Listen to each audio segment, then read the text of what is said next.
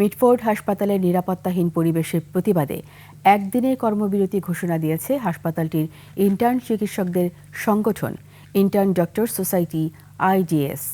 একই দাবিতে একাত্মতা ঘোষণা করে কর্মবিরতিতে রয়েছে স্যার সলিমুল্লাহ মেডিকেল কলেজের শিক্ষার্থীরাও। রোববার সকাল ৮টা থেকে এই কর্মবিরতি শুরু হয়েছে, চলবে সারাদিন। শনিবার রাতে মিটফোর্ড হাসপাতাল শাখার পক্ষ থেকে গণমাধ্যমে পাঠানো বিবৃতিতে জানানো হয়, পরিস্থিতি বিবেচনায় পরবর্তীতে আরও কর্মসূচি দেওয়া হবে।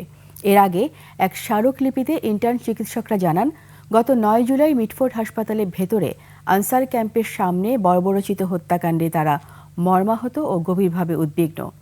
তারা এই মনুষ্যত্বহীন ঘটনার তীব্র প্রতিবাদ জানান ও সুষ্ঠু বিচার দাবি করেন।